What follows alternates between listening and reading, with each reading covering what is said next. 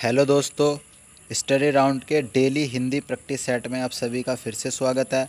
आज हम फिर से हिंदी के 20 महत्वपूर्ण प्रश्न को लेकर आए हैं जो एक दिवसीय प्रतियोगी परीक्षाओं के लिए आपको बहुत सहायता प्रदान कर सकते हैं। तो आइए देखते हैं पहला प्रश्न क्या कहते हैं। शुद्ध वर्तनी का चयन कीजिए। जिजीविषा, ऑप्शन नंबर बी जिजीविषा, ऑप्शन नंबर सी जिजीविषा, ऑप्शन नंबर डी जिजीविषा। तो इसका सही आंसर हमारा हो जाता है ऑप्शन नंबर बी जिजीविषा। प्रश्न संख्या 2 की तरफ बढ़ते हैं। साधन शब्द का पर्यायवाची क्या होगा? तो साधन शब्द का पर्यायवाची क्या होगा? ऑप्शन नंबर ए आवरण, ऑप्शन नंबर बी सचेतक, ऑप्शन नंबर सी अवतरण और ऑप्शन नंबर डी उपकरण। तो इसका सही आंसर हो जाता है हमारा ऑप्शन नंबर डी अवतरण। प्रश्न संख्या 3 की तरफ बढ़ते हैं। आँख का पानी ढल जाना का क्या अर्थ है? तो इसका सही अर्थ क्या है? ऑप्शन नंबर ए किसी वस्तु का अनायास मिलना, निर्जर हो जाना, प्रिय व्यक्ति का बिछुड़ जाना या मुसीबत पर मुसीबत आना। तो इसका सही आंसर हो जाता है ऑप्शन नंबर बी निर्जर हो जाना। प्रश्न संख्या 4 की तरफ बढ़ते हैं। भानुदय में कौन सी संधि है? तो ऑप्शन नंबर ए व्यंजन संधि, ऑप्शन नंबर बी दीर्घ संधि, ऑप्शन नंबर सी गुण संधि और ऑप्शन नंबर डी वृद्धि संधि। तो इसका सही आंसर हो जाता है ऑप्शन नंबर बी दीर्घ संधि।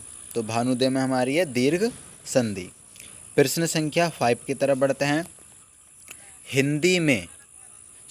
निम्नलिखित में से कौन पश्चिमी हिंदी की बोली नहीं है? तो हमें देखना है पश्चिमी बोली की हिंदी नहीं है। तो इसका सही आंसर क्या होता है, आइए चेक करते हैं। Option number A Bundeli, option number B Braj, option number C Bagheli और ऑप्शन नंबर डी कन्नौजी। तो इसका सही आंसर क्या हो जाता है ऑप्शन नंबर सी बघेली पश्चिमी बोली के अंतर्गत नहीं आती है।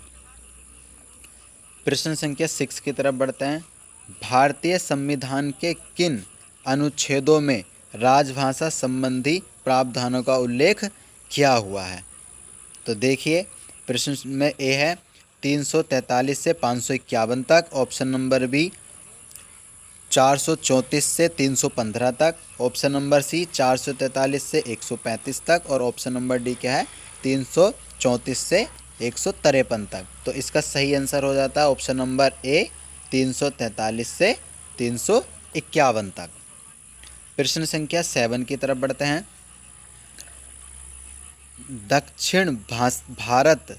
दक्षिण भारत हिंदी प्रचार सभा का मुख्यालय कहाँ पर स्थित है? तो इसका मुख्यालय option number A Hyderabad, option number B Bangalore, option number C Chennai और ऑप्शन नंबर डी मैसूर। तो इसका सही आंसर हो जाता है ऑप्शन नंबर सी चेन्नई और इसकी स्थापना गांधी जी ने की थी। प्रश्न संख्या 8 की तरफ बढ़ते हैं। निम्नलिखित में से कौन सा शब्द पश्चय स्वर है? तो देखिए हमें बस इसमें एक पश्चय स्वर देखना है, ये जीभ के आधार पर होता है। तो ऑप्शन नंबर ए बड़ा आ, ऑप्शन नंबर ए ई, ऑप्शन नंबर ए सी बड़ी, ऑप्शन नंबर सी बड़ी ई और ऑप्शन नंबर डी छोटा आ। तो इसका सही आंसर हो जाता है हमारा ऑप्शन नंबर ए बड़ा आ, हमारा एक पश्चय स्वर है। प्रश्न संख्या 9 की तरफ बढ़ते हैं। हिंदी में हिंदी साहित्य का इतिहास सबसे पहले किसने लिखा था? मैं दोबारा क्वेश्चन रिपीट करता हूँ। हिंदी में हिंदी साहित्य का इतिहास सबसे पहले किसने लिखा था? तो option number A Grierson, option number B Shiv Singh Sengar, option number C Garcin de Tassy और option number D Ramchandra Shukla. तो हमारा इसका सही आंसर हो जाता है option number B Shiv Singh Sengar. प्रश्न संख्या 10 की तरफ बढ़ते हैं। निम्नलिखित में से कौन अष्टछाप का कवि है?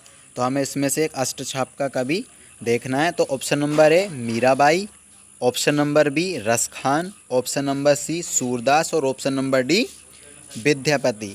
तो हमारा इसका सही आंसर हो जाता है ऑप्शन नंबर सी सूरदास एक अष्टछाप के कवि हैं। प्रश्न संख्या 11 की तरफ बढ़ते हैं। नागरी लिपि का विकास किस लिपि से हुआ है? बहुत ही सिंपल क्वेश्चन है, तो इसका सही आंसर देखते हैं। Option number A Kharosthi, option number B Brahmani और option number C Nagalipi, option number D Hebrew. तो इसका सही आंसर हो जाता है ऑप्शन नंबर बी ब्राह्मणी। ज़्यादातर सभी लिपि, भारत की ज़्यादातर सभी लिपियों का जो विकास हुआ है वो ब्राह्मणी लिपि से ही हुआ है। प्रश्न संख्या 12 की तरफ बढ़ते हैं। इतिहास शब्द का शुद्ध विशेषण क्या होगा? तो इतिहास शब्द का शुद्ध विशेषण क्या होगा? आप वर्तनी की दृष्टि से भी इस क्वेश्चन को देख सकते हैं। इतिहासक, ऐतिहासिक और ऑप्शन नंबर डी है हमारा ऐतिहासिक। तो इसका सही आंसर हो जाता है ऑप्शन नंबर बी ऐतिहासिक। प्रश्न संख्या 13 की तरफ बढ़ते हैं। हिंदी साहित्य के इतिहास का प्रथम लेखक कौन था?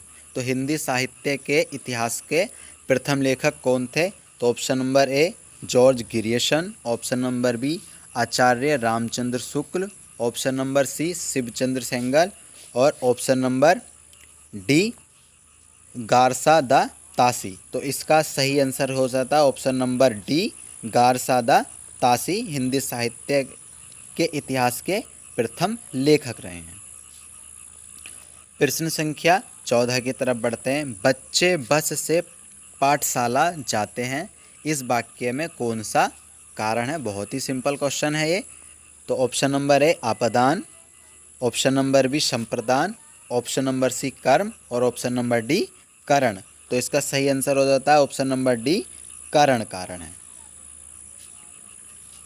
प्रश्न संख्या 15 की तरफ बढ़ते हैं। निम्नलिखित में से कौन सा शब्द जातिवाचक संज्ञा नहीं है? तो हमें जातिवाचक संज्ञा जो नहीं है उसका चयन करना है।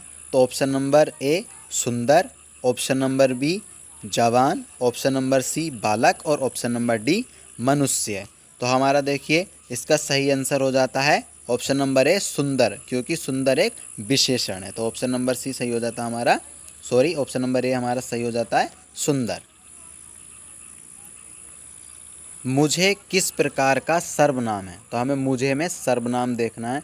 तो ऑप्शन नंबर ए उत्तम पुरुष, ऑप्शन नंबर बी मध्यम पुरुष, ऑप्शन नंबर सी अन्य पुरुष और ऑप्शन नंबर डी इनमें से कोई नहीं। तो हमारा इसका सही आंसर हो जाता है ऑप्शन नंबर ए उत्तम पुरुष।